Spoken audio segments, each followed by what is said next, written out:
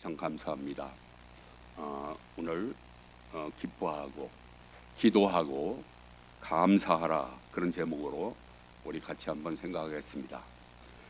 감사하는 것은 받은 것을 오늘 사례하면서 고맙게 느끼면서 사례하여서 은혜를 나누는 것입니다.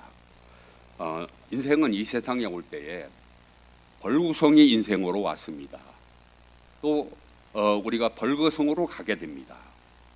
그런데 오늘 벌거숭으로 사는 사람은 한 사람도 없습니다. 그러나 현대에 사는 인생은 문명의 혜택을 많이 받고 살아간다고 우리는 그렇게 생각을 합니다. 그래서 어느 시대보다도 우리가 참 잘 사는 시대를 우리가 살아가고 있습니다. 그래서 문명의 혜택을 크게 받고 살아가는 그런 시대입니다. 그런데 어떤 사람은 같은 조건과 같은 환경 속에서 살면서 감사하는 사람이 있는가 하면은 불평 불만을 늘어놓고 사는 사람들이 많이 있다고 하는 것입니다. 어떤 경우든지 우리는 감사하면서 사는 사람이야말로 인생을 인생답게 사는 사람일 뿐만 아니라 멋있게 살아가는 그런 사람입니다. 감사하는 사람이야말로 하나님의 뜻대로 살아가는 사람이요, 또 인생의 최고봉의 삶을 살아가는 그런 사람입니다. 어떤 어머니가 살고 있었는데 그 어머니에게는 두 아들이 있었습니다. 그 두 아들 가운데 한 아들은 집신을 파는 집신 장사였습니다. 또 한 아들은 우산을 파는 그런 아들이었습니다. 그런데 이 어머니는 늘 걱정과 근심 속에 살아갔습니다. 왜 그러냐면 날이 굳으면 집신이 팔리지 않기 때문에 항상 걱정을 합니다. 또 날이 맑으면 우산이 팔리지 아니하기 때문에 늘 걱정 속에서 그 어머니는 살아갔습니다. 그래서 하루 한 날 걱정이 없는 날이 없었습니다. 그런데 이 어머니는 생각을 바꾸게 되었습니다. 오늘 그래서 깨닫게 되고 한 가지 비결을 그가 깨닫게 됩니다. 그것은 모든 것을 거꾸로 생각하는 것이었습니다. 날이 맑으면 이제 그 집신이 많이 팔리기 때문에 감사하게 되었고, 또 날이 굳으면 우산이 많이 팔리게 되기 때문에 이 어머니는 감사하게 됩니다. 비가 와도 안 와도 감사, 비가 와도 감사했습니다. 그야말로 불평과 걱정의 삶 속에서 감사와 기쁨의 삶으로 이 어머니는 바뀌게 됩니다. 이렇게 감사는 생활 속에서 기쁨이 있고 생활 속에서 활력이 있는 것입니다.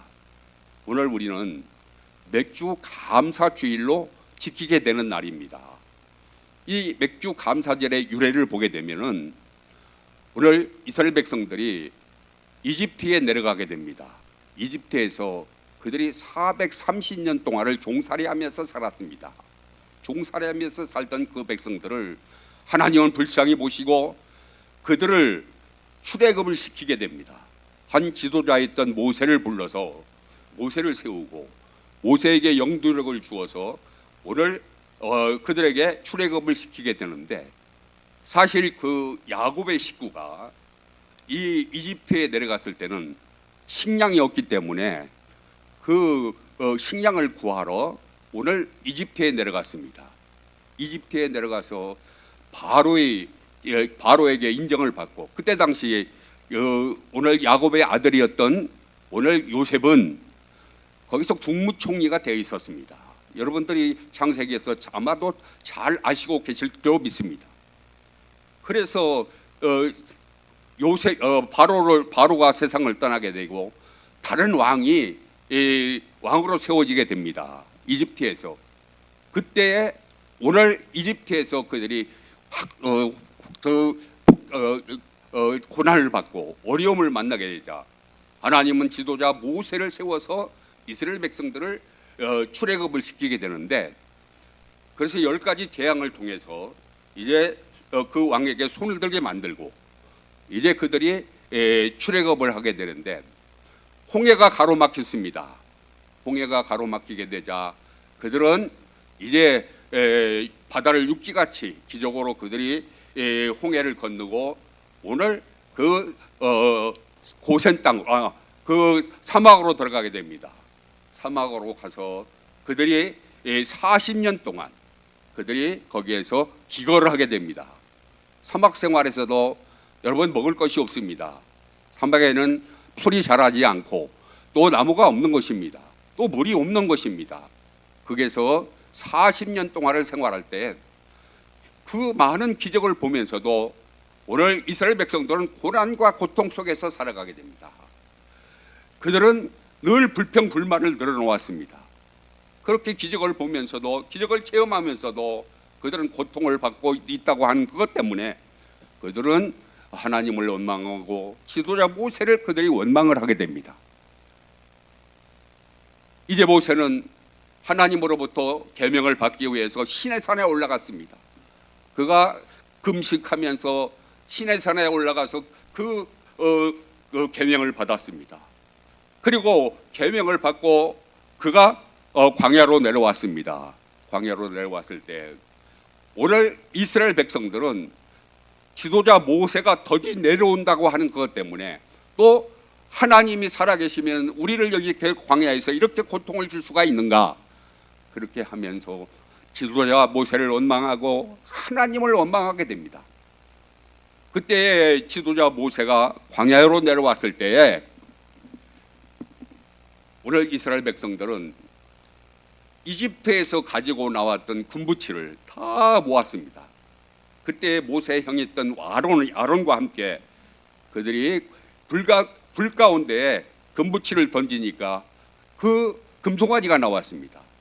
그때에 이것이 우리를 이집트에서 인도해낸 신이다, 또 모세는 죽었는가 보다, 더 내려옴을 알고 그들이 하나님을 배도하고 모세를 배반하면서 그들이 금송아지를 섬기게 됩니다. 그때에 모세는 두 돌판 계명을 가지고 내려와서 그 금송아지를 부수게 됩니다. 그리고 가루를 만들어서 그가 거기다 흩어져 버리고, 이제는 하나님께서 이스라엘 백성들에게 말을 합니다. 너무나도 우상을 섬기며 하나님을 떠다 배도한다. 그래서 내가 이들을 쓸어버리겠다, 이들을 광야에서 죽여버리겠다, 그렇게 말씀하실 때에 모세는 하나님 앞에 다시 기도합니다. 하나님이요, 어찌하여 이렇게 이집트에서 우리를 불러내셨습니까? 하나님이 구원하기 위해서 우리를 불러내셨는데 어찌하여 우리를 여기서 광야에서 우리를 다 쓸어버리고 다 죽이려고 이렇게 하십니까? 그렇게 말씀할 때 모세의 간절한 기도를 통해서 하나님이 다시 그들을 인도하시게 됩니다. 모세의 기도가 어떤 기도였습니까? 모세인 하나님이여, 이 백성을 불쌍히 여겨 주시옵소서. 나의 이름을 생명책에서 제하는 일이 있더라도 이 백성을 불쌍히 여겨달라고 하나님 앞에 모세는 기도하게 됩니다. 이때 하나님은 모세의 기도를 응답하시고 그들에게 다시 한번 용서해 주시고 그들을 가나안으로 인도하십니다. 그때 모세는 어떻게 됩니까? 한많은 세월을 느보산을 바라보면서 120살에 세상을 떠나게 됩니다. 세상을 떠났고 그 다음에 누구를 세우냐면은 지도자 여호수아를 세웠습니다. 그래서 여호수아를 통해서 그들이 가나안에 들어가게 됩니다. 가나안에 들어가서 첫 농사를 짓게 됩니다. 농사를 지을 때 오늘 출애굽기 23장 15절에 보면 그런 말씀이 기록이 되어 있습니다. 너희는 내 앞에 나올 때 빈손으로 나오지 말라. 또 16절에 23장 출애굽기 23장 16절에 그렇게 말씀했습니다. 첫 해 농사가 지은 것을 너희들이 하나님 앞에 절기를 지켜라. 그 절기가 뭐냐면은 맥주 감사 주일이었습니다. 죄송합니다. 맥주 감사 주일인데요. 그래서 맥주 감사 주일의 유래가 여기서부터 생겨나게 된 겁니다. 그리고 그 다음에 맨 첫해 농사 지은 것을 이제 그 해 끝에 지은 예물을 곡식을 가져다가 제사를 드려라. 그것이 뭐냐면 수장절입니다. 수장절이 뭐냐면은 우리가 가을에 드리는 추수감사주일입니다. 추수감사주일을 지켜라 그런 얘기지요. 그래서 오늘 맥주 감사주일의 유래가 이렇게 생겨나게 되고 오늘까지 우리가 하나님 앞에 맥주 감사주일을 우리가 지키게 됩니다. 그래서 1년에 우리는 교회 절기에 따라서 부활주일 감사 예배를 드리고 두 번째는 우리가 맥주 감사 주일 예배를 드리게 됩니다. 세 번째는 추수 감사 예배를 하나님 앞에 드리고 마지막 성탈 감사 예배를 하나님 앞에 드리게 됩니다. 그래서 1년에 4번씩 우리가 감사 주일을 우리가 지키고 있습니다. 저는 맥주 감사 주일을 오늘 통해서 우리가 너무나도 잘 아시는 말씀입니다. 오늘 데살로니가전서 오늘 5장 16절, 17절, 18절을 통해서 오늘 기뻐하고 또 기도하고 감사하자 그런 제목으로 말씀을 통해서 함께 은혜 나누기를 원합니다. 첫 번째는 기뻐하고 빌립보서 오늘 4장 4절 말씀을 같이 읽겠습니다. 시작. 주 안에 항상 기뻐하십시오. 다시 말합니다. 기뻐하십시오. 예, 오늘 빌립보서 오늘 중심 교훈은 여러분들이 잘 알다시피 기뻐하라고 하는 교훈입니다. 다시 말하면 오늘 바울이 예수 믿고 예수님을 믿고 난 다음에 찾은 기쁨을 오늘 우리에게 설명을 하고 있습니다. 너희는 기뻐하고 또 기뻐하라. 여러분, 바울은 예수 믿고 찾은 기쁨을 설명하고 있는데 그 기쁨을 너희도 소유하라. 그런 말씀으로 우리에게 강조하고 있는 말씀입니다. 기뻐하라고 하는 것은 오늘 우리가 잘 알고 있듯이 바울의 전용구입니다. 그는 엄밀히 말해서 이미 바울은 기뻐할 조건이 없는 사람입니다. 왜 그러냐고 하면은 바울은 이미 모든 것을 다 포기했던 그런 사람입니다. 그는 출세도 성공도 또 안일도 또 결혼도 학문도 모든 것을 포기했습니다. 만일 바울이 이런 것을 포기하지 아니했다고 하면 유대 사회에서 굉장히 영향력을 행사하면서 살 수 있는 그런 사람이었습니다. 하지만 그는 그것을 다 그는 포기했다고 말씀했습니다. 오늘 빌립보서 3장 4절에서 8절 말씀을 한번 같이 보겠습니다. 시작. 하기야 나는 육신에도 신뢰를 둘만합니다. 다른 어떤 사람이 육신에 신뢰를 둘만한 것이 있다고 생각하면 나는 더욱 그러합니다. 나는 난지 8해 만에 할례를 받았고 이스라엘 민족 중에서 베냐민 지파요 히브리 사람 가운데서도 히브리 사람이요 율법으로는 바리새파 사람이요 열성으로는 교회를 박해한 사람이요 율법의 의로는 흠잡을 데가 없는 사람이었습니다. 그러나 나는 내게 이루었던 것은 무엇이든지 그리스도 때문에 해로운 것으로 여기게 되었습니다. 그뿐만 아니라 내 주 예수 그리스도를 아는 지식이 가장 고귀함. 나는 그 밖의 모든 것을 해로 여깁니다. 나는 아멘. 그리스도 때문에 모든 것을 잃었고 그 모든 것을 오물로 여깁니다. 나는 아멘. 그리스도를 얻고. 아멘. 예, 나는 모든 것을 얻었고 그렇게 말씀했습니다. 이것은 결코 여러분 쉬운 일이 아닙니다. 그러나 예수 그리스도가 최고의 가치요 또 최상의 행복이며 비교할 수 있는 오배라고 그가 깨달았다고 하는 것입니다. 그러고 난 후에는 결단코 그 결단이 그에게 가능했던 것입니다. 그는 그리스도를 발견한 후에 나의 모든 것을 내려놓았다고 그렇게 말씀했습니다. 이것은 여러분 사도행전 오늘 본문도 우리 3장에서 읽었지만은 오늘 사도행전 9절에 보게 되면은 바울은 예수 믿는 사람들을 잡아 죽이기 위해서 또 그들을 감옥에 넣기 위해서 어디로 올라갔냐면은 오늘 그전에는 오늘 바울이 아니라 사울입니다. 사울이라고 하는 사람은 그 이름이 높은 자랍니다. 나는 큰 자다 그런 뜻입니다. 그런데 다메섹 도상으로 그가 올라가다가 오늘 예수 믿는 사람을 잡아 죽이기 위해서 또 예수 믿는 사람들을 옥에 가두기 위해서 다마스크라고 하는 대제사장의 공문을 받아가지고 지금 다메섹 도상으로 올라가고 있는 중이었습니다. 그때에 하늘에서 빛이 비쳤습니다. 빛이 비쳐서 이제 눈을 뜰 수가 없었습니다. 그 다메섹 도상 앞에서 이 사울이라고 하는 사람이 말을 합니다.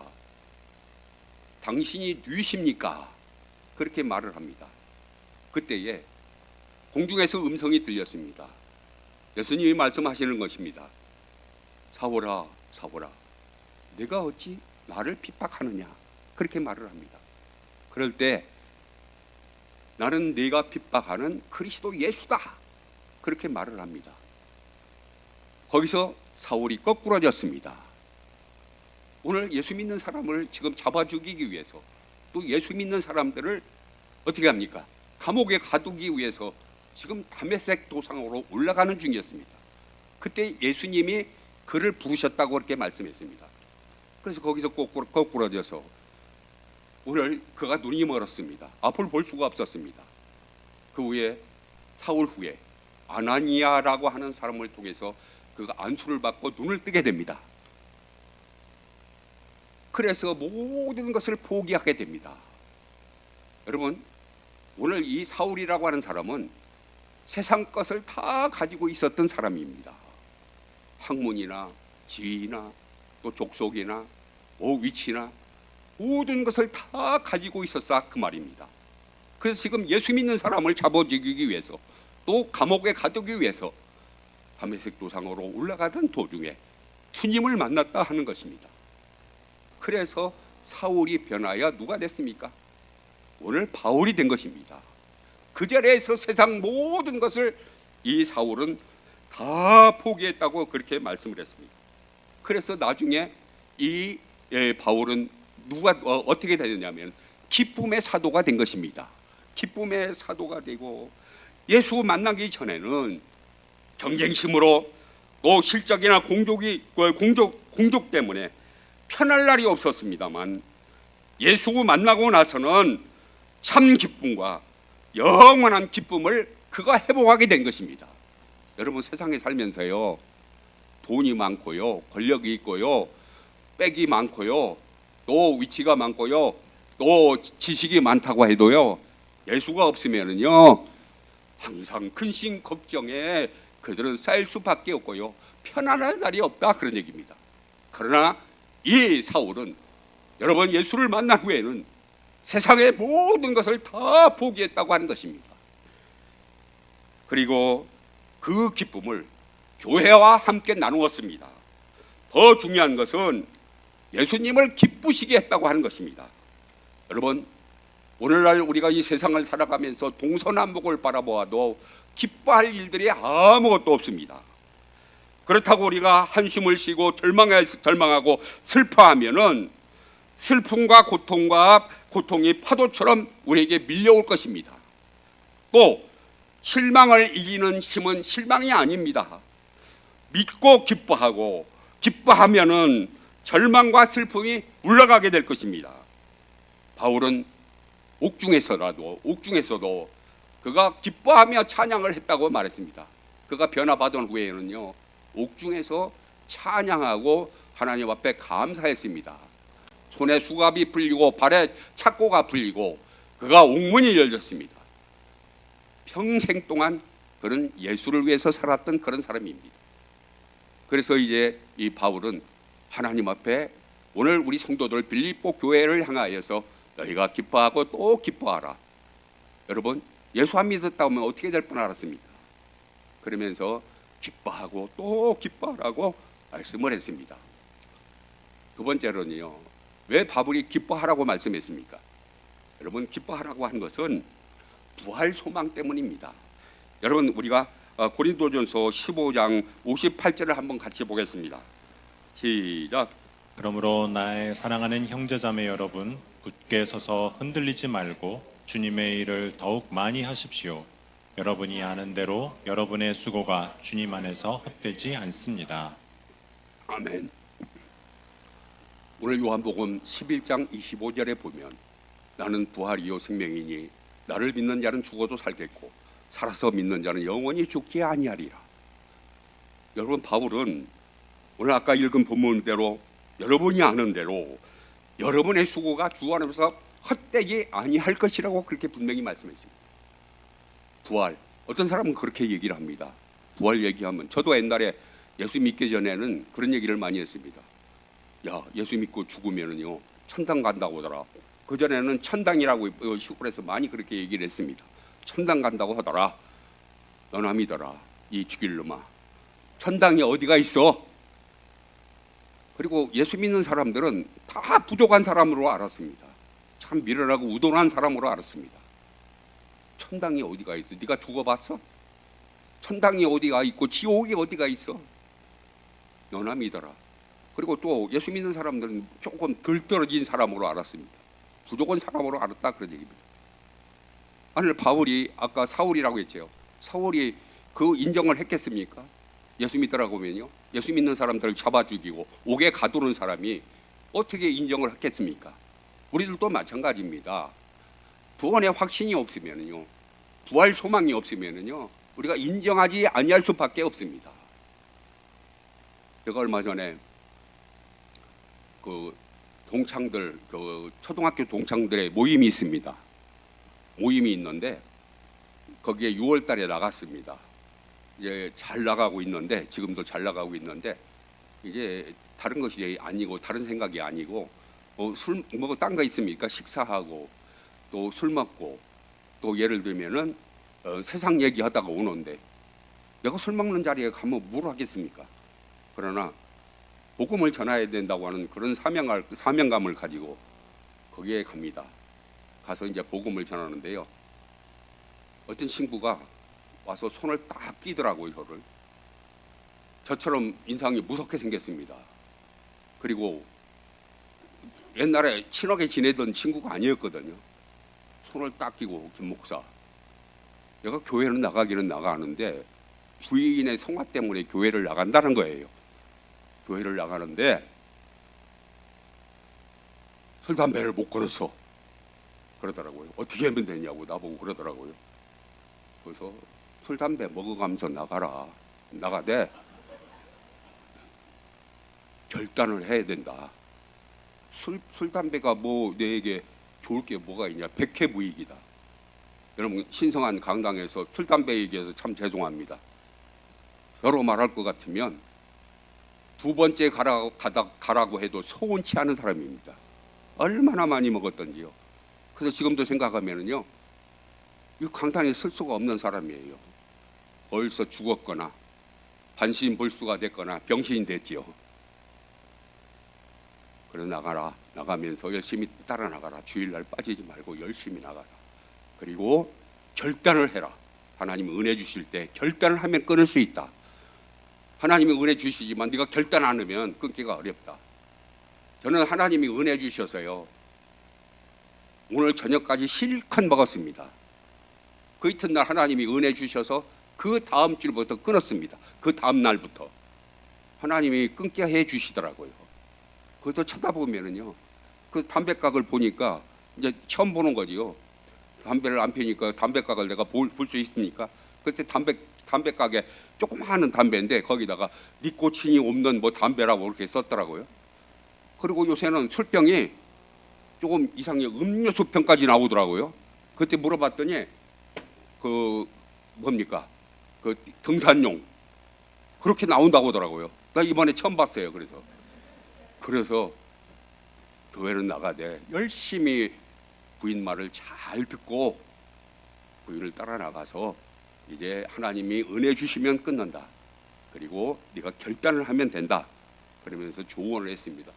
한 15분 20분까지 이 인사동 거리를 걸어가면서 내가 예수님에 대해서 얘기를 했습니다. 얘기를 했더니 우리 집 사람이 뒤에 따라왔거든요. 뒤에 따라왔는데 나중에 저한테 물어보더라고요. 여보, 무슨 얘기를 그렇게 오래 했어? 그래서 이제 아니야, 이제 복음 전했어. 그러면서 얘기를 했습니다. 그렇습니다. 여러분, 부활 소망이 없다고 하면 예수 믿는 사람처럼 불쌍한 사람이 없습니다. 여러분, 왜 이 자리에 나와 앉아 계십니까? 여러분, 부활 믿으시죠? 부활의 소망이 없다고 하면 이 자리에 나와 앉아 계실 필요가 없다는 얘기입니다. 헛수고라 그런 얘기입니다. 그러나 오늘 분명히 말씀했습니다. 여러분이 아는 대로 여러분의 수고가 결단코 헛되지 아니하다고 말씀했습니다. 나는 부활이요 생명이니 나를 믿는 자는 죽어도 살겠고 살아서 믿는 자는 영원히 죽지 아니라고 말씀했습니다. 예수님이 이 세상에 다시 재림하실 때에 오늘 계시록에 분명히 말씀했습니다. 천사장애나 발소리와 함께 이 세상에 강림하시리니 무덤 속에 잠자는 자가 먼저 일어나서 들림받아 공중에서 주님을 맞이하게 될 것이고 살아있는 사람은 변화받아 공중에 들림받아 예수님을 맞이하게 될 것이라고 성경은 분명히 말씀했습니다. 부활이 없다고 하면 예수 믿는 사람들이 제일 불쌍한 사람들입니다. 바울이 이 부활의 확신을 가지고 있었기 때문에 오늘 여러분의 수고가 결단코 헛되지 아니하다고 분명히 우리에게 말씀했습니다. 또 누가복음, 여러분들이 잘 알고 계시는 누가복음 16장 19절 말씀해 보게 되면은 오늘 여러분 거지와 오늘 부자의 비유가 거기서 나오게 됩니다. 그래서 거지는 부자의 상 밑에 앉아서 대문간에 앉아서 부자가 먹다 마른 그 부스러기를 주워서 먹었다고 말씀했습니다. 그리고 부자는 연락하면서 좋은 옷을 입고 호화롭게 생활했습니다. 거지도 죽었습니다. 여러분, 부자도 죽었습니다. 그런데 여러분, 오늘 이제 부자가 지옥에서 고통을 받고 있는 중에 멀리서 있는 그 거지 나사로를 보게 됩니다. 그때 예수님 앞에 부탁을 합니다. 부탁을 하면서 오늘 나사로를 나에게 보내서 손끝에 물 한 방울을 찍어서 내 혀를 써넣게 해달라고 말했습니다. 그럴 때에 예수님이 뭐라고 말씀했습니까? 거지와 오늘 나사로와 너 있는 곳은 큰 구렁이 있어 갈 수가 없다. 그렇게 말씀하실 때에 그러나 내가 소원이 있습니다. 한 소원은 오늘 내 고향에 가면 내 집에 가면 형제 5이 있습니다. 그들에게 오늘 거지를 살려보내서 오늘 그들에게 복음을 전하게 해달라고 그렇게 말씀했습니다. 그때에 주님이 말씀하십니다. 거기에는 선지자가 있고 복음 전하는 자가 있다. 그들의 말을 듣지 아니하면 죽어서 살아서 그에게 보낸다고 할지라도 그들의 말을 듣지 아니한다. 그렇기 때문에 오늘 우리 가족 전도 정말로 중요합니다. 천국과 지옥을 믿는다고 하면 우리가 가족 전도를 하지 아니할 수가 없습니다. 왜 그렇습니까? 여러분, 지옥 고통이 얼마나 극심한지 오늘 성경에서 우리에게 말씀을 해주고 있습니다. 그래서 분명한 것은 여러분 부활의 확신을 가지고 살아가시기를 바랍니다. 또 여러분 우리가 해야 될 것이 뭡니까? 전도해야 된다고 하는 것입니다. 저는 그 모임에 나가서 그런 얘기를 했습니다. 야, 내가 여기 옛날에 술을 많이 먹었어. 너희들이 알다시피 참 죄송합니다. 개망랑으로 살았습니다. 예수 믿기 전에는. 그런데 내가 여기 나올 필요가, 너희들 술 먹는데 내가 뭐 술 시중으로 나왔겠느냐? 그러나 내가 예수 믿고 구원 받았기 때문에 이 복음 때문에 나온다. 그걸 다 인정을 해요. 그래서 저 같은 사람이 목사가 됐다는 것이 참 신기로운가 봐요. 신비로운가 봐요. 그래서 얼굴 보고서나 참 고개를 쌀래 이렇게 흔들더라고요. 그러면서 이제 복음 때문에 안 빠지고 지금도 나갑니다. 한 사람이라도 내가 복음을 전해야 된다. 그 사명을 가지고 있다라고 하는 것을 느끼게 됩니다. 여러분, 우리는 내일 일을 알지 못합니다. 너희 생명이 무엇이뇨? 너희는 잠깐 있다가 없어지는 안개와 같도다. 그렇게 분명히 우리에게 말씀했습니다. 언제 하나님이 부르실지 알지 못합니다. 뭐 여기 저보다 연세 많으신 분이 많이 계시지만은 조금은 날마다 하나님 앞에 기도할 때 죽음을 준비하면서 기도합니다. 언제 하나님이 부르실지 모르기 때문에 뭐 아시는 분은 아실 거예요. 몇 번 죽었다가 살아났기 때문에 참 그래도 안 데려가시는 것이 참 하나님 좀 이상합니다. 어쩔 때는 그렇게 얘기를 합니다. 생각을 합니다. 그래서 아직도 내게 사명이 있는가 보다. 그리고 열심히 전도해야 되겠다. 그런 생각을 가지게 됩니다. 두 번째는 오늘 기도하고 그렇게 말씀했습니다. 오늘 여러분 마태복음 7장 7절을 우리 같이 읽어보겠습니다. 시작. 구하여라 그리하면 하나님께서 너희에게 주실 것이다. 찾아라 그리하면 너희가 찾을 것이다. 문을 두드려라 그리하면 하나님께서 너희에게 열어주실 것이다. 아멘. 예, 다른 종교도 다 기도합니다.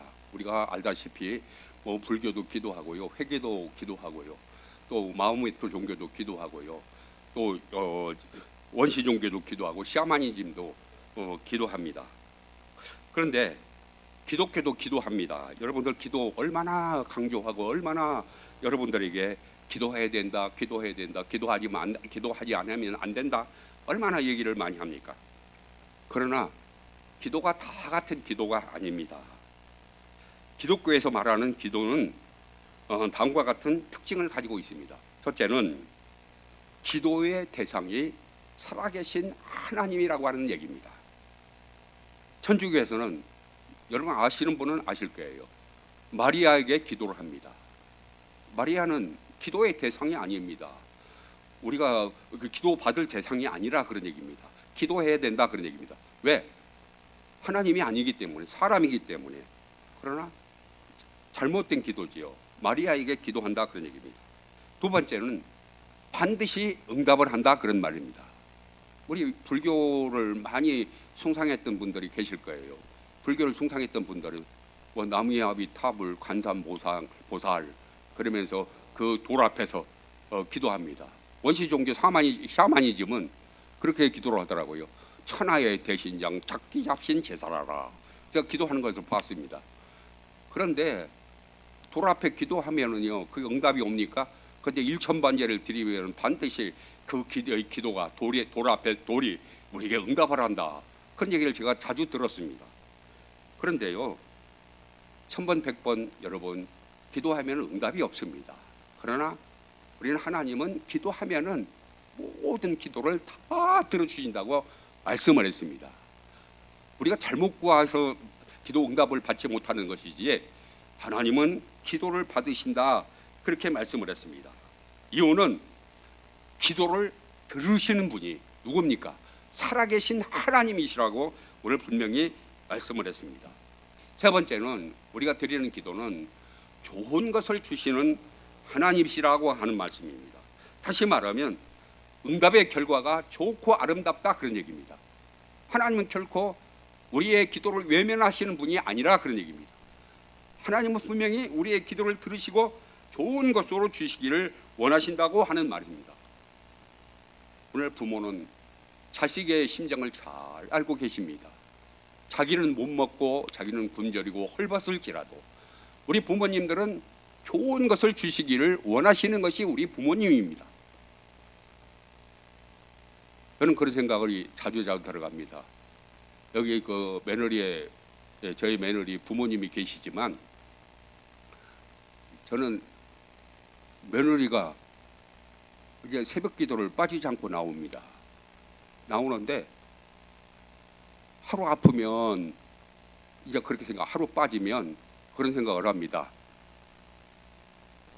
조금 피곤해서 안 나오겠지. 그래서 한번 우리 집사람한테 그런 얘기를 전화를 해볼까? 그러면 민폐라는 얘기예요. 고양이 하지 말라고. 이틀 빠져요. 그 사흘 빠져요. 그러면 이게 분명히 무엇이겠습니까? 아프다는 얘기예요. 아파서 링게를 맞고 나중에 알고 보면은 링게를 맞고 지금 병원에 입원해 있고 그런 적이 몇 번 있었습니다. 그런데 시아버지가 며느리 사랑은 시아버지라고 하듯이 굉장히 아들이 아픈 것보다 가슴이 아프더라고요. 근데 해줄 것이 없잖아요. 그런데 딴 사람보다도 굉장히 힘들어요. 제가 보면은 뭐 며느리 자랑하려는 건 절대 아닙니다. 굉장히 힘들고 여러 가지 일을 하기 때문에 여러분들 아시는 분은 아실 거예요. 그래서 안타깝지요. 그래서 이제 만나면 어쩔 때는 그런 얘기를 합니다. 야, 다른 데로 시집 갔으면 참 호강하고 살 텐데 왜 목사한테 시집을 와가지고 이렇게 고통을 당하느냐, 그런 얘기도 할 때가 있거든요. 그러나 이 고통을 벗어나면 하나님 앞에 설 때에 너의 상급이 클 것이다. 그래서 우리 애가 그러더라고요. 유언이 뭐예요? 나보고 물어보더라고. 너 죽으라고 하는 것밖에 안 되는데 유언이 뭐예요? 그래서 물어보더라고요. 나한테 유언이 뭐냐 물어보는 거예요. 유언이 뭐 별거 있겠어. 뭐 천국에서 만나자. 열심히 예수 믿다가 천국에서 만나자. 그게 뭐 유언밖에 더 있겠느냐. 그러면서 이제 위로를 했습니다. 하늘나라 가면 그러므로 내 형제들아, 너희가 견고히 서서 흔들리지 말고 주 안에서 수고는 너희가 결단코 헛되이 아니하다. 우리가 천국 소망 가지고 부활 소망 가지고 살아야지요. 그렇게 위로를 했습니다.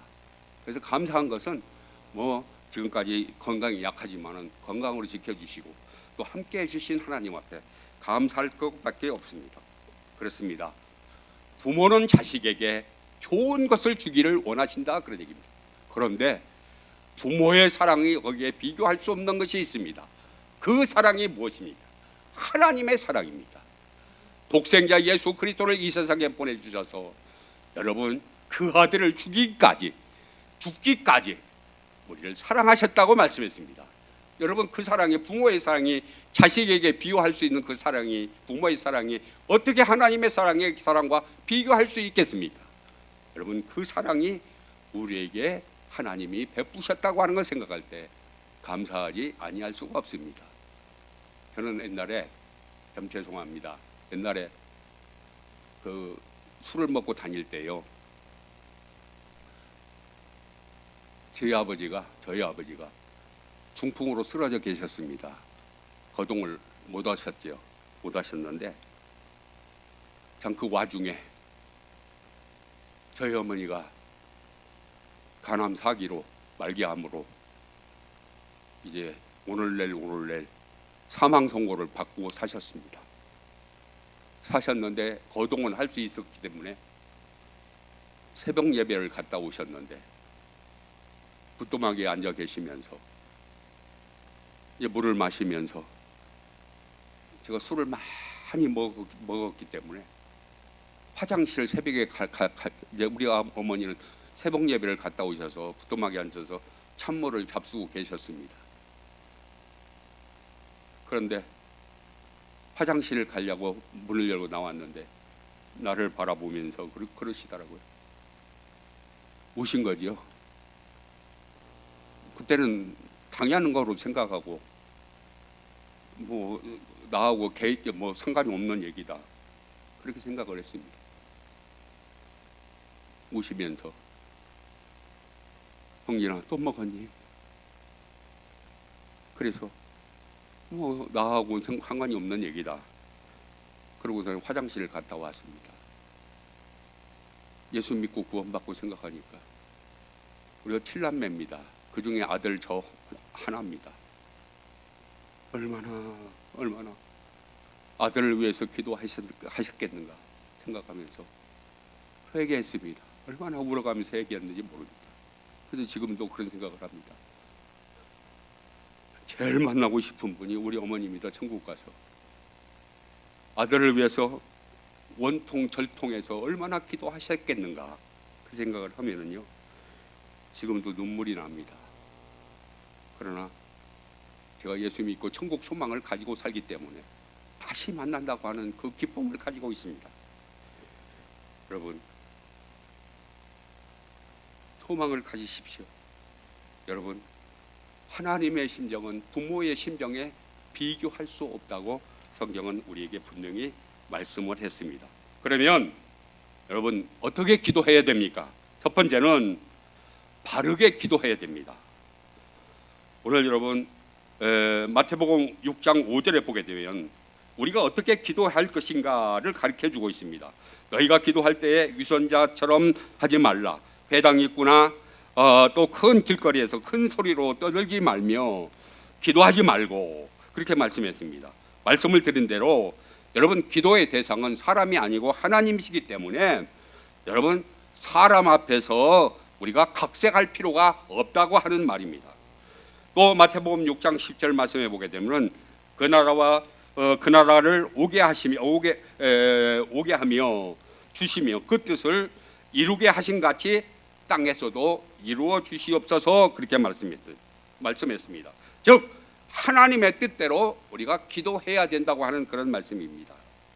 바로 믿고 바로 살고 바로 믿고 바로 기도해야 됩니다. 그래서 야고보서 4장 3절 말씀해 보게 되면은 구하여도 얻지 못하는 것은 자기가 쾌락을 누리는데 쓰려고 잘못 구하기 때문이다 라고 그렇게 말씀했습니다. 마태복음 6장 33절을 보면은 너희는 먼저 그 나라와 그 일을 구하라.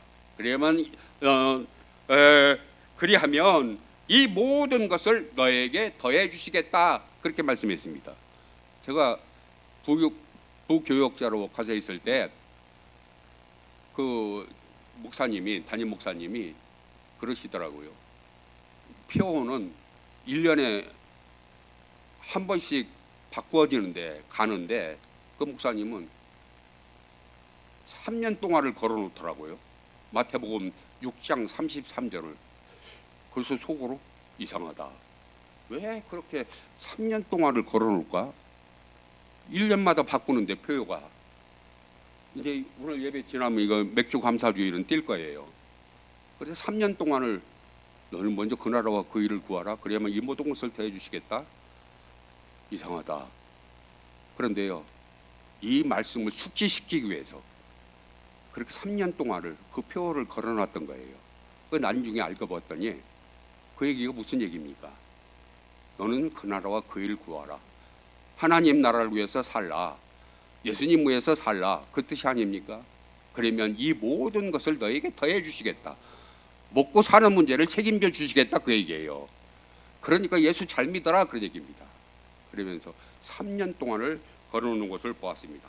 그래서 하나님의 뜻을 따라 주님의 의를 구하고 그 나라를 찾는 것이 바로 기도라고 하는 것입니다. 두 번째는 힘써 기도해야 됩니다. 오늘 본문 7절에 보게 되면 구하여라 찾으라 문을 두드려라 했습니다. 구하는 것은 모자라는 것을 얻기 위해서, 또 찾는 것은 잃어버린 것을 찾기 위해서, 문을 두드리라고 하는 것은 닫힌 문을 열기 위해서입니다. 여러분 공부도 열심히 하려고 하면 집중력이 있어야 됩니다. 또 운동도 집중력이 떨어지면 안 됩니다. 저는 이제 운동 얘기가 나왔으니까요. 운동을 조금 열심히 하는 편입니다. 열심히 하는 편인데 많이 먹지도 않는데 이상하게 배가 나왔어요. 조금 나왔더라고. 많이 먹으니까 다른 사람들은 그렇게 얘기. 많이 먹은 게 배가 나오지. 그렇게 얘기를 할 겁니다.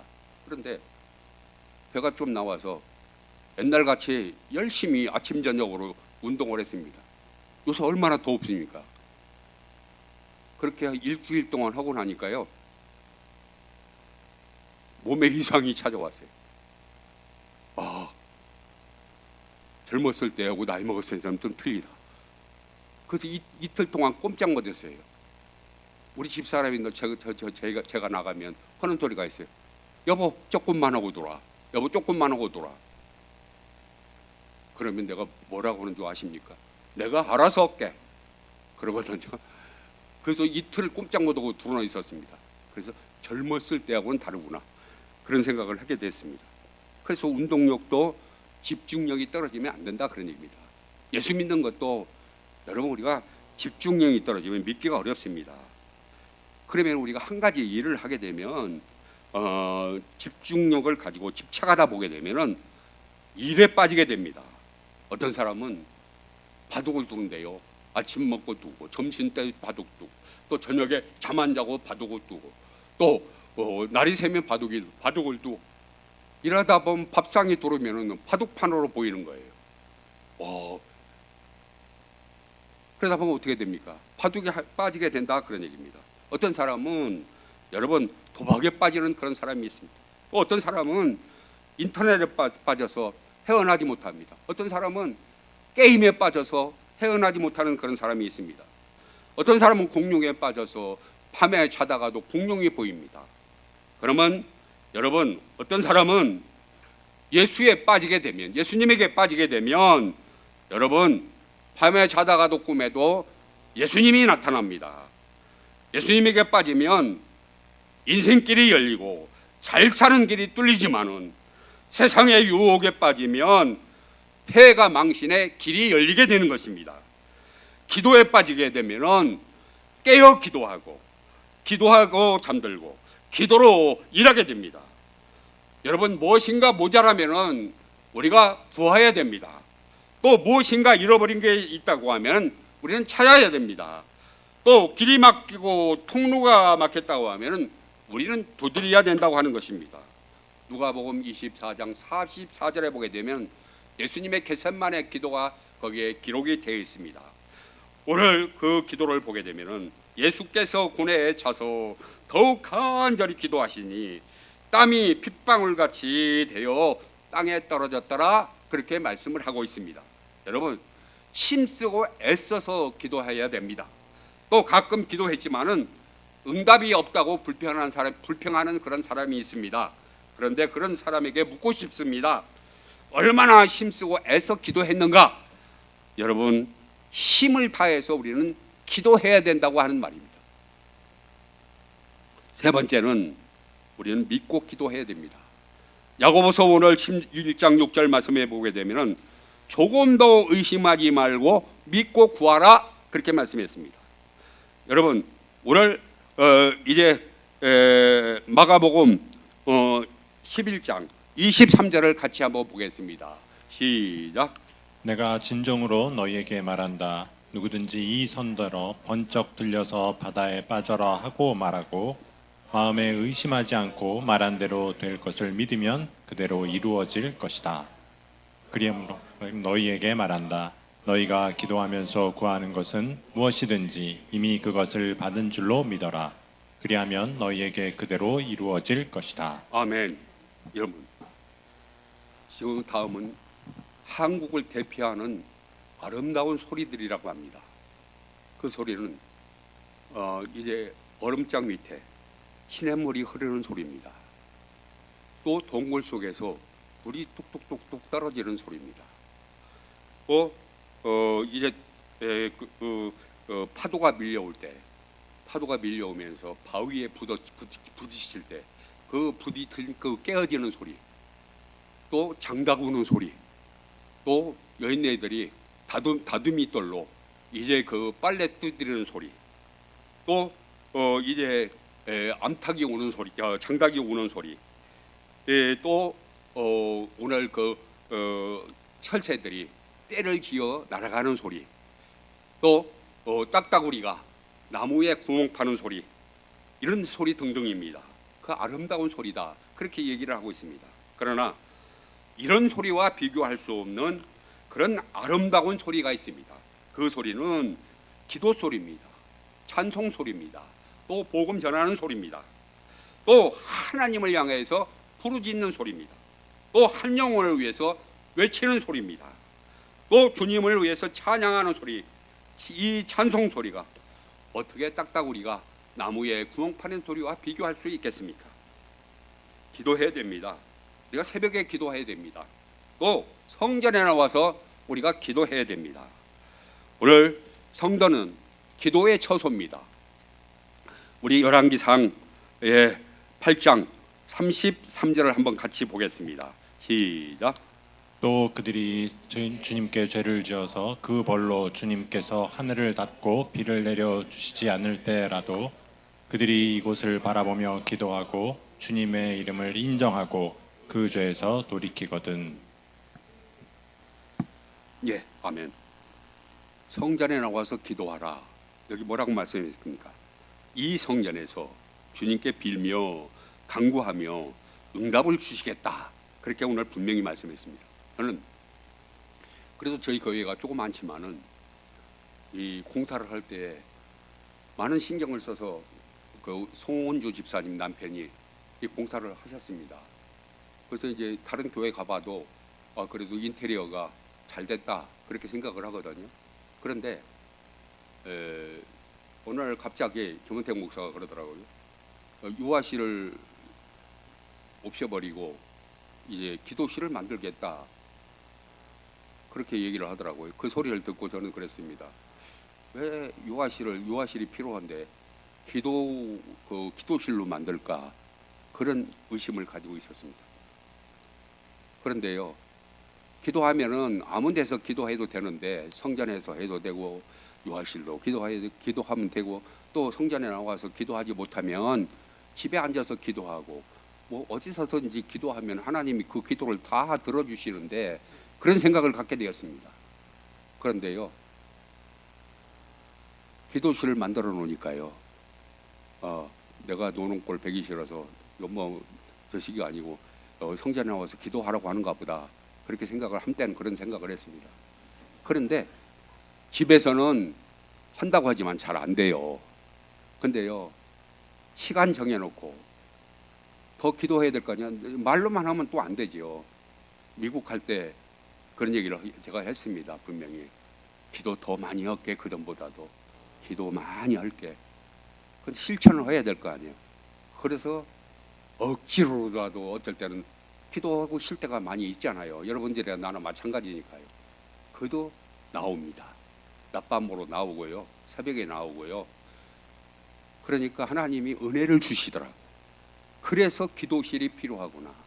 늦게나마 깨달았습니다. 그래서 기도실이 있는 것이 얼마나 감사한지 참 감사를 느꼈습니다. 그래서 여러분들도 아마 그러실 거예요. 집에서 기도해도 되고 어디서 기도해도 되고 다 하나님이 기도를 들어주시는데 꼭 기도실에 나와서 기도를 해야 되느냐? 안 그렇거든요. 성전에 나와서 기도하면요, 오늘 여기서 분명히 말씀했습니다. 우리가 죄를 지었을 적에 패배하였다가도 그들이 누이치고 주님께 돌아와서 주님의 이름을 인정하고 이 성전에서 주님께 빌며 간구하면 응답을 주신다. 성전 기도가 얼마나 중요하다고 하는 것을 오늘 여기에서 열왕기상 8장 33절에서 우리에게 말씀을 했습니다. 집에서 기도해도 응답 주셔요. 그러나 성전에서 기도하는 것이 너무나도 중요한 것을 깨달았습니다. 그래서 참 기도실을 잘 만들어 놓았다. 저는 그렇게 생각을 하거든요. 그래서 이제 주님 앞에 나와서 기도하시기를 바랍니다. 여러분, 기도할 제목이 너무나도 많습니다. 정말입니다. 아까 손재영 장로님 뭐 기도 제목을 막 열거를 했었는데 정말로 많습니다. 기도해야 됩니다. 성경은 기도해야 된다고는 10번 100번 더 강조를 하고 있습니다. 그래서 저번에도 우리 누굽니까? 그 선교사님 오실 때, 정필호 선교사님 오실 때 저는 그 얘기를 달갑게 들었습니다. 무슨 얘기를 했냐면요, 인도 선교를 하면서 종족이 4천 몇백 종족이 된다고 얘기를 하더라고요. 그 얘기를 하면서 그런 얘기를 하더라고요. 근데 그 딴소리는 귀에 안 돌아왔습니다. 그런데 우리 대부분 사람들이 그렇게 얘기를 합니다. 물질 선교를 저분 많이 강조를 하거든요. 막 물질이 많이 돼야 또 그 선교사를 위해서 선교를 하는 것이 물질 선교로 끝나는 것으로 그렇게 알고 있는 분들이 많습니다. 그런데 그 목사님 그러더라고요. 물질 선교보다도 기도 선교가 더 중요합니다. 할렐루야. 기도 선교를 해야 된다 그런 얘기입니다. 여러분, 우리가 선교사를 파송하고 있습니다. 참 어려운 얘기거든요. 우리가 뭐 간접적으로 돕는 선교사도 있지만 우리 김정민 선교사는 우리가 우리 교회에서 직접 파송한 선교사입니다. 이를 위해서 더 기도해야 된다 그런 얘기입니다. 뭐 다른 선교사도 위해서 기도해야 되겠지만은 우리가 물질 선교도 중요하지만 기도 선교가 더 중요하다는 것을 여러분 다시 한번 생각하고요, 많은 선교를 기도 선교를 하시는 여러분들이 되시기를 바랍니다. 세 번째는 감사하라. 시편 138편에서 1절에서 8절 말씀인데요, 2절만 같이 한번 읽겠습니다. 시작. 2절 시작. 내가 주님의 성전을 바라보면서 경배하고 주님의 인자하심과 주님의 진실하심을 생각하면서 주님의 이름에 감사를 드립니다. 주님은 주님의 이름과 말씀을 온갖 것보다 더 높이셨습니다. 아멘. 예, 지난해 8월 달에 8월 초순에 이제 그 50년 된 양주를 위스키지요. 위스키를 수입한 회사가 있었습니다. 그런데 그 병당 얼마냐면은 1,200만 원입니다.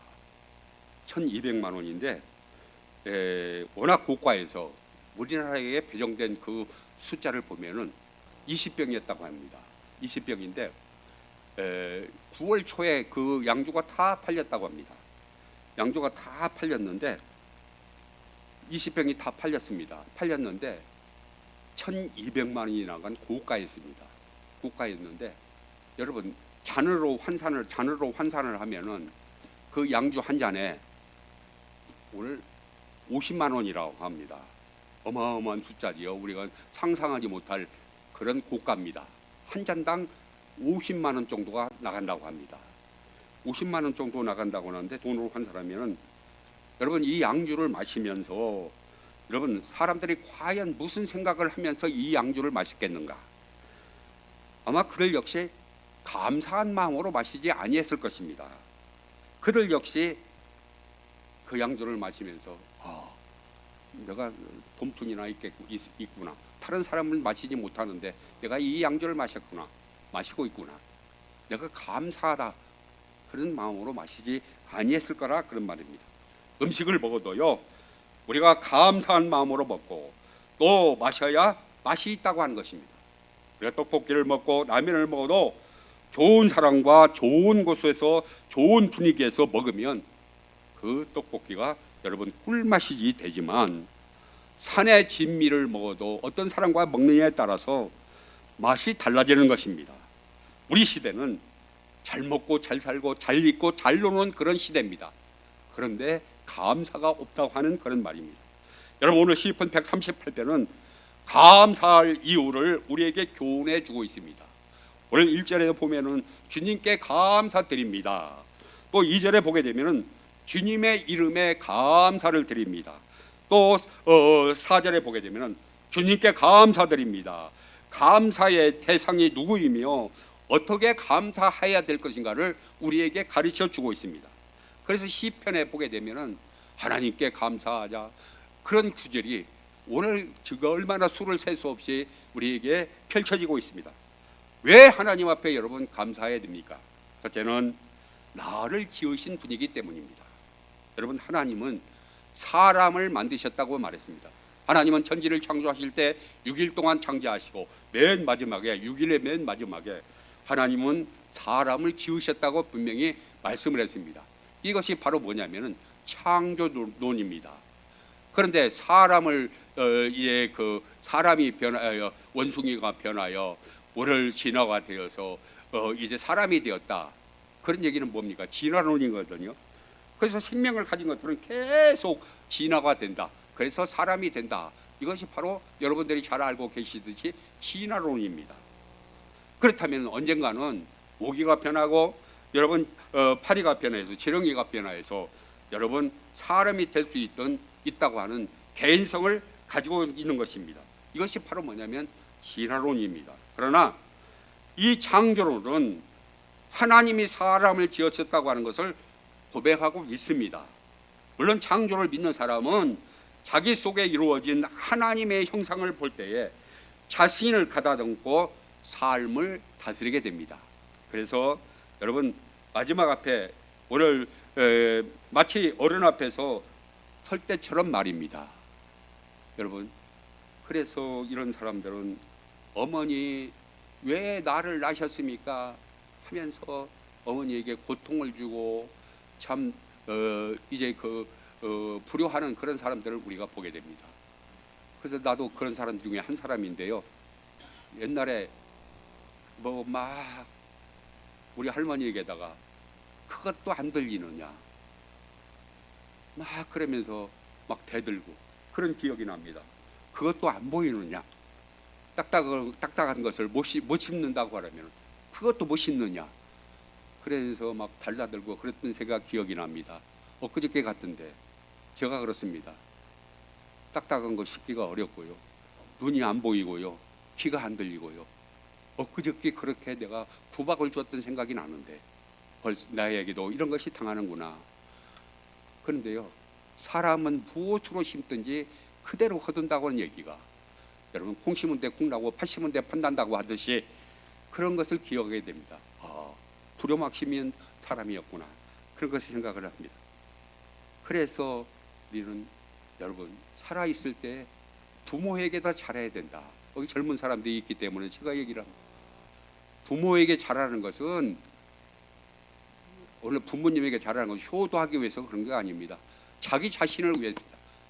자식이 분명히, 저는 저희 집사람 때문에 살아갑니다.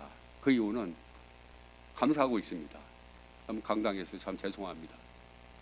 우리 집사람이 저희 아버지에게 더 잘했습니다. 병들어 돌아나 계실 때도 참 아버지를 잘 보살폈습니다. 금방 시집온 새색 씨가 아버지를 그렇게 보살폈는데, 잘 보살피고 아버지를 위해서 희생을 했는데, 한 소리도 들어본 적이 없거든. 당신 아버지 왜 이렇게 성깔이 사나워? 당신이 왜 이렇게 참 아버지가 소리 질러? 그런 얘기 한마디도 들어보지 못했습니다. 그런데요, 심은 대로 거둔다고요. 그래서 내가 하는 얘기가 그 얘기입니다. 참 부모에게 잘했기 때문에 그나마 내가 당신 때문에 밥을 얻어먹고 있어, 그런 얘기를 했습니다. 여러분 부모님에게 잘하십시오. 그래서 그 아이들한테도 그런 얘기입니다. 야, 왜 밥 안 사? 부모를 위해서 밥을 사야 할 거 아니야. 제가 그런 얘기를 하거든요, 가끔. 그러면 뭐라고 얘기하냐면, 뭐 항상 밥을 사야 되나요? 그래서 내가 밥이 없어도 너보고 밥 사라는 거 아니야. 너 잘 되라고 밥 사라고 하는 거예요. 그러면 이제 웃고 말지요. 뭐 더 대답하면 너들 잘 되라고 내가 밥 사라고 하는 거지. 부모에게 열심히 사줘봐. 그럼 너 나중에 다른 사람이 널 사줄 거야. 그러면서 그런 얘기를 했습니다. 그래서 어머니 날 낳아줘서 감사합니다 라고 말하는 사람은 성공하지 아니할 수가 없다고 하는 것입니다. 이유는 자신을 긍정하고 하나님을 믿기 때문입니다. 두 번째는 세상을 창조했기 때문입니다. 건축 공사 계획을 할 때에 잔금을 얼마 남겨놓고 이제 그 잔금을 두지 않는 그런 계약을 할 때가 있습니다. 그것은 오늘 여러분 완공 후에 발생할 부실 공사 때문입니다. 그 기간 동안에 이제 뭐가 하자가 있으면 보수해야 되기 때문에 완전히 잔금을 다 주지 아닙니다. 세계적인 그런 건축 회사도 여러분 부실이 있기 때문입니다. 그런데 하나님은 이 세상을 6일 만에 창조하셨습니다. 창세기 1장에 보게 되면 믿으라 보면은 있으라 되라 하심에 그대로 됐다 6번이나 반복이 되고 있습니다. 또 그 뜻은 땅을 파고 또 이제 공고리를 넣고 애치병을 받고 또 벽돌로 쌓고 포크레인을 동원해서 세상을 창조하신 것이 아니라 여러분 말씀대로 있어라 되라 하실 때 여러분 그때마다 그대로 되었다고 하는 것입니다. 그리고 하나님의 보시기에 좋았더라라고 하는 말씀이 7번이나 반복이 됩니다. 여러분 부실도 없고 하자 보수할 필요가 없다고 하는 것입니다. 서예가들이요, 여러분 오늘 세계적인 이제 국선을 낼 때 여러분 국선 입선장을 낼 때 오늘 그냥 입선장을 내는 것이 아닙니다. 쓰고 또 찍고 또 쓰고 또 버리고 또 여러 번 수백 번을 그렇게 해서 국선 입선장을 내는 것입니다. 저도 6월 달에요 그 서예를 한 점 받았습니다. 친구한테 회장한테 서예를 한 점 받았는데 천상 운집이라고 하는 그런 서예입니다. 그리고 이 얘기는 뭐 아시는 분은 아시겠지만 천 가지 좋은 일이 구름처럼 밀려오라 그런 뜻입니다. 그런데 그럴싸하게 썼어요. 근데 이 사람은 이제 농사철에는 시골에 가서 농사를 짓고 또 농사가 없을 때는 서울에 올라와서 서예 학원을 다니는 사람이에요. 근데 그 전에 이제 80을 먹었어요. 저보다도 훨씬 많이 먹었죠. 그런데 거기에 이제 취미가 있는 거예요. 그래서 걸어놓을 정도 되는 그런 서예입니다. 그래서 이제 그 서예를 만들어서 걸어놓을 수 있는 그런 정도로 글씨를 써서 저한테 기증을 하고 선물을 했었습니다. 근데 이제 집을 보수를 좀 하고 걸어놓아야 되겠다.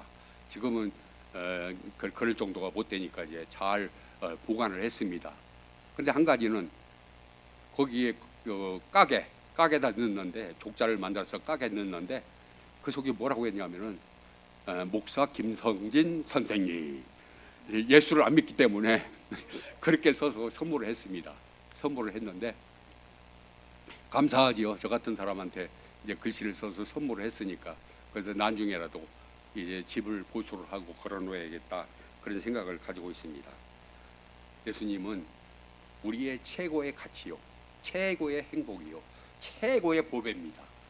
여러분, 오늘 예수 안 믿는 사람들은 지금 어떻게 살아가고 있을까? 자기 나름대로 취미 생활을 하면서 뭐 돈 있는 사람은 호화라 내와라, 여러분 잘 살고 있겠지요. 그러나 여러분, 그 사람들의 말로가 어떻게 됩니까? 참 이거 생각할 때 아찔합니다. 그런데 무슨 일이 없고 찌다 버릴 일도 없다, 그런 얘기입니다. 있어라 되라, 그렇게 할 때에 되고 있었습니다. 그래서 보기에 좋았더라, 그렇게 말씀했습니다. 여러분, 제가 제일 싫어하는 학설이 있습니다. 그 학설은 오늘 그 진화론입니다. 여러분, 그럼 진화론이 원숭이가 변하여 사람이 되었다, 그렇게 하면은 그 원숭이 앞에 가서 우리가 창살에 갇혀 있는, 창정원에 가서 창살에 갇혀 있는 원숭이에게 뭐라고 얘기해야 되겠습니까? 조상님, 이렇게 우리가 하면서 절을 해야 될 것입니다. 또 제가 제일 싫어하는 시조가 있습니다. 그 시조는 산절로 수절로입니다. 그 시조는 뭡니까? 저절로 되었다 하라고 하는 그 뜻이 아닙니까? 여러분, 이 세상에 저절로 된 것이 어디가 있습니까? 하나님이 다 창조하셨다고 말했습니다. 하나님이 지으셨다고 분명히 말씀했습니다. 그래서 오늘 공간 복음에 보게 되면 참새 한 마리 떨어지는 것도 하나님이 허락지 아니하시면 여러분, 그 참새가 이 땅에 떨어지지 아니한다고 말했습니다. 또 그뿐 아니라 너희들의 머리털까지 새신바가 되신다. 여러분, 사람이 머리털 새시는 사람 봤습니까? 하나님은 그렇게 세밀하신 분이라 그런 얘기. 그런 하나님이 우리를 창조하셨다고 성경에는 우리에게 말씀을 했습니다. 그래서 오늘 저절로 된 것이 없고 하나님이 우리를 창조하셨습니다. 여러분, 믿으시기를 바랍니다. 세 번째는 나를 구원하시기 때문이다. 내가 예수 믿는 거, 나를 죄에서 건져주신 하나님 앞에 우리가 진정으로 감사해야 됩니다. 이 감사를 깨닫게 되면 무슨 찬송이 떠오릅니까? 늘어도 눈물로도 갚을 길 없어 하나님 이 몸을 드립니다. 저는 그 노래를 옛날에 많이 불렀습니다. 하나님 감사합니다. 왜? 술 얘기가 나와서 죄송합니다. 시간이 많이 갔는데, 그 정도 먹은 사람이요, 여러분, 살아있다고 하는 것은 기적입니다. 아무리 생각해도 돼요. 하루에 담배를 두갑 반석을 폈습니다. 뭐 기운이 좋기 때문에 예를 들어서 웬만치 먹어가는 취하지 않습니다. 소주 같은 거는 잘 취하지 않기 때문에 빼가를 먹었습니다. 빨리 먹고 떨어지기 위해서. 그 정도 먹었으니까 여러분, 내가 만약에 살았다고 하면 또 이제 하나님의 은혜일 뿐만 아니라 살았다고 해도 반신불수가 됐을 것입니다. 그래서 과거의 일을 생각하면요, 얼마나 하나님의 은혜인지 과거에 간단하게 간증하겠습니다. 과거의 일을. 여러분, 저는 하루아침에 하나님이 은혜 주셔서 술 담배를 끊고요, 신학을 해야 되는데, 신학 공부를 하라고 하는데 참 너무나도 힘이 들었습니다. 어이할 수가 없었습니다. 그때 당시 비닐로 하우스를 치고 분당에서 살았습니다. 돈이 있어야 뭘 하지요. 근데 비닐로 하우스를 치는데도 여러분, 돈이 없어서 친구가 16만 원을 빌려줬습니다. 그것도 그냥 가져준 게 아니고 16만 원을 빌려주더라고요. 그래서 쇠파이프를 사다가 하고 이렇게 받고 비닐로 하우스를 지가 쳤습니다. 그리고 그 옆에가 밭을 얻었는데 그 옆에가 오이묘 2기가 있었습니다. 그 얼마나 밤이 되면 무섭겠어요. 뭐 예수 믿으니까 죽으면 천당 간다, 그런 것이 있었겠지만, 그래서 우리 집 사람이 말로 다 할 수 없이 고생을 많이 했습니다. 그래서 거기서 2년을 살았습니다. 2년을 살고 신약 공부를 해야 되는데 뭐 확신이 없으니까요. 어떻게 할 수가 없었습니다. 그런데 하나님이 금식을 시키시더라고요. 그래서 20일 금식 기도를 들어갔습니다. 금식 기도를 들어갔는데요. 확신을 주시더라고. 말씀을 주셨습니다. 창세기 12장 1절 말씀, 본토 친척 아비 집을 떠나라. 내가 지시하는 땅으로 가라. 내가 너와 함께하겠다. 그런 말씀을 주셔서 이제 금식을 시작하게 됐고 또 신학을 하게 되었습니다. 신학 공부를 하게 되었는데요. 가는 길이 정말로 어려웠었습니다. 평탄한 길이 하나도 없었습니다. 근데 나이가 다른 사람보다도 10살을 더 먹었으니까요. 제대로 했다면은 참 그런 사람들을 뭐 따라갈 수가 있었는데 10살을 더 먹었기 때문에 참 따라가기가 힘들었습니다. 그래서 내가 이걸 해야 된다. 죽기 살기로 해야 된다. 그래서 이제 수석은 못했더라도 따라갔습니다. 따라갔고요. 이제 나이가 먹었으니까 부교육자로 가야 되는데, 졸업을 하고 부교육자로 가야 되는데 갈 곳이 없었습니다. 그런데요, 부교육자가 나 같은 사람은 쓰는 사람이 없었습니다. 뭐 교단이 크다면 몰라도, 교단이 크다고 할지라도 뭐 나이 먹은 사람 부교육자로 쓰는 데가 별로 없거든요. 근데 어떻게 여행이 이제 성목사님 마음 저시게 해가지고 그때 어떻게 갔나 모르겠어요. 거기 가고 싶어도 젊은 사람도 가기가 어렵거든요. 근데 거기로 가서 이제 7년 동안 있었습니다. 7년 동안 거기는 그래도 가도 사택을 주지요. 사택 주고 자녀 교육비가 나옵니다. 자녀 교육비가 나오고 또 생활할 만치 그래도 적지 않게 사례를 받습니다. 그리고 서로 가려고지요. 근데 그런 곳에 하나님이 인도를 하셨습니다. 그리고 나서 7년 동안 있다가 개척을 하려고 하는데요. 개척을 하자고 해서 사표를 했습니다. 근데 그 목사님이 저보고 그렇게 얘기를 하더라고요. 좀 완전히 확실하게 그 개척 자리가 나면 가서 개척을 해라. 그런데 뭐 금방 될 줄 알고 사표를 내고 나왔습니다. 근데 2년 동안 기다려도 뭐 그 개척할 기미가 안 보이더라고요.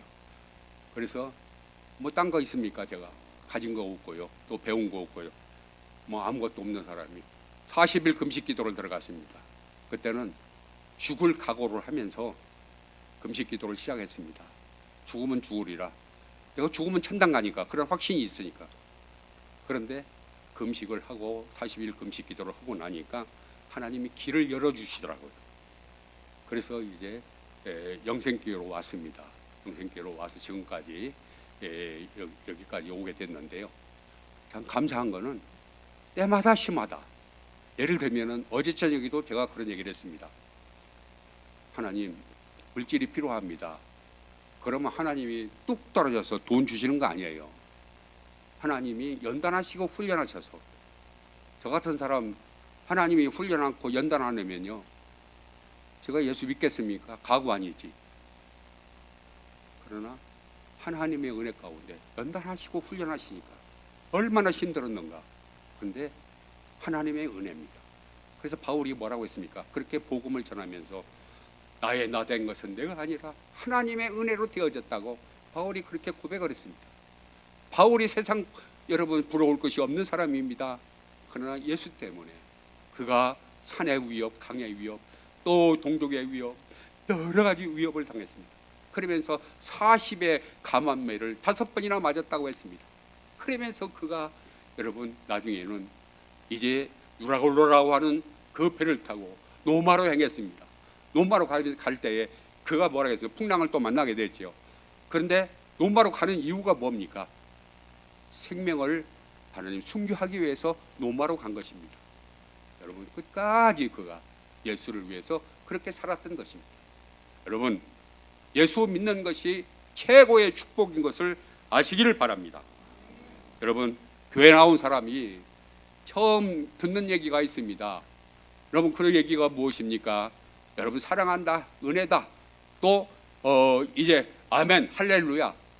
그 이상 우리가 듣는 얘기가 있습니다. 그 이상 듣는 얘기가 무엇이에요? 여러분 감사합니다, 그런 얘기입니다. 홍수에 마실 물이 없다고 하는 것처럼 여러분 감사 중에 우리가 감사 속에 참 감사가 있을 수 없다고 하는 것을 우리가 주목해야 됩니다. 전심으로 우리가 감사해야 됩니다. 입으로 감사해야 됩니다. 마음으로 감사해야 됩니다. 몸으로 감사해야 됩니다. 물질로 감사하시는 여러분들이 되시기를 바랍니다. 감사하면 길이 열립니다. 원망하면 길이 막힙니다. 하나님께 진심으로 감사하면 환난을 당해도 하나님이 그들을 소생시키시고 손을 펴서 마가 구원의 손으로 그들을 구원하신다고 7절에서 우리에게 밝히고 있습니다. 우리가 감사하면 안 되는 것을 되게 하시고 불안한 것을 완전케 하시고 넘어질 것을 일으켜 주시고 또 환난을 손으로 펴서 막아 주십니다. 오늘 이유는 하나님이 감사를 기뻐하시기 때문입니다. 여러분, 우리가 상반기를 살았습니다. 이제 하반기 얼마 남지 정말로 이렇게 세월이 빠르다고 하는 것을 우리가 직감을 할 때에 이제 하반기도 금방 지나가게 될 것입니다. 감사의 종목이 무엇인가를 찾아서 여러분, 하반기는 감사하시는 여러분들이 되시기를 바랍니다. 감사하면 길이 열립니다. 감사하면 하나님이 축복을 주십니다. 저는 옛날에 이렇게 감사하면 하나님 옛날에는 그 교회에 이런 의자가 없고 이제 마룻바닥이었습니다. 우리 시골 동네에 보면은 그때 시골 동네에 성도들이 많았습니다. 한 200~300명이 됐으니까 시골에. 그런데 매미채라고 하죠. 이게 매미채 돌리면 목사가 먹고 살려고 이게 매미채 돌리는가 보다 그렇게 생각을 했습니다. 그런데요, 여러분, 예수 믿고 나니까 야, 그런 생각이 들어가더라고요. 더 많이 못 드려서 그렇지 돈 아까운 것이 없습니다. 내 것이 아니기 때문에 주님의 것입니다. 주님께 드리면 주님이 다 갚아주십니다. 여러분, 이 하반기에는 여러분 주님 앞에 감사하셔서 여러분 감사의 종목을 차시고 감사하셔서 하나님의 축복을 받으시는 여러분들이 되시기를 바랍니다.